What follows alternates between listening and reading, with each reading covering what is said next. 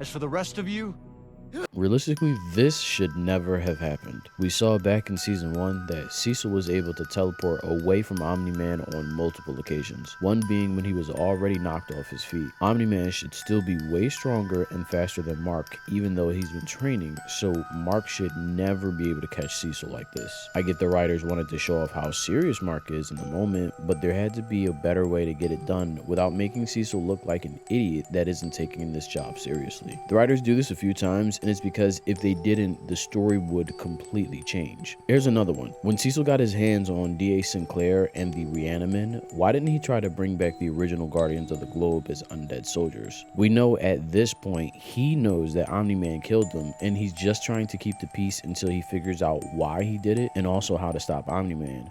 that's the problem with demons. You only see good and evil, black and white. Well, I need to keep things gray until I can figure out why Nolan killed the Guardians and how to stop it.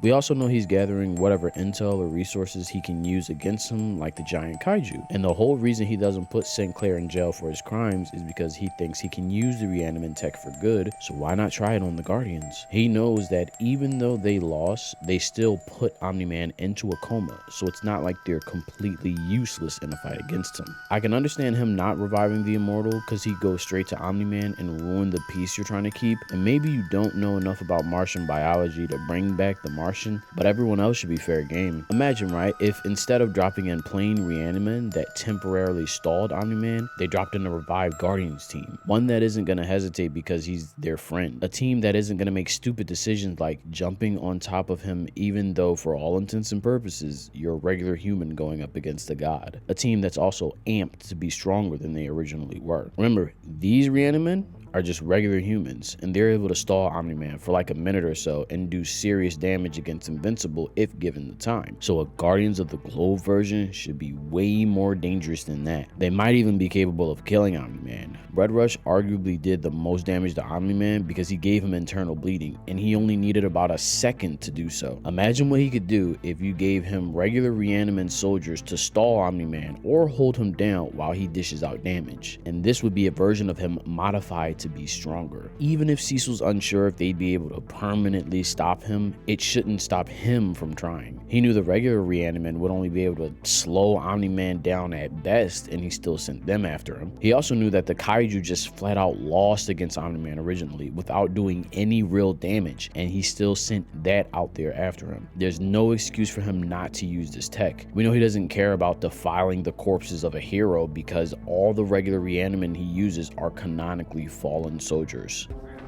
What are those things? Dead soldiers, serving their country one last time, thanks to that monster over there.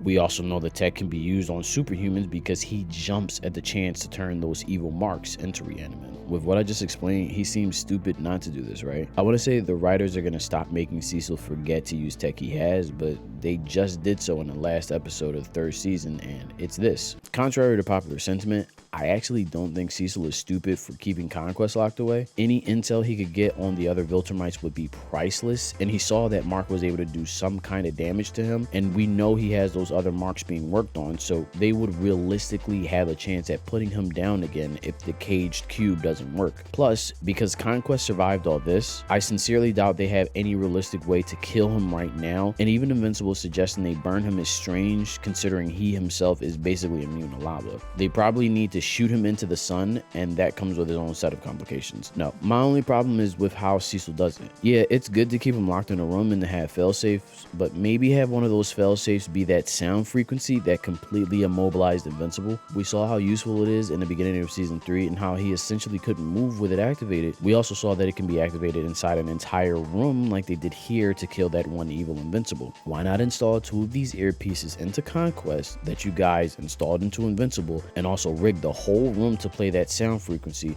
Maybe throw in a collar just for safekeeping, or install one inside of his skull before it completely grows back, so some way, somehow, that sound frequency frequency is going off and getting to him in a way that he can't stop it. If his body works like an average Viltrumite, it should disable him and make it so that he'd be perfect for interrogation. Just that small change of adding in that frequency makes the decision to keep Conquest in prison one of the smartest plays that Cecil has made. But for whatever reason, he and the writers completely forgot that Cecil has this tech. Show Cecil is definitely way more competent than comic Cecil, but it's these small choices that the writers make that keep him from being all that he could be, in my opinion. And I get it, because if he did his job competently, the show changes way more than it already has from the original source material. If you enjoyed this video and want to see more like it, do me a favor and subscribe.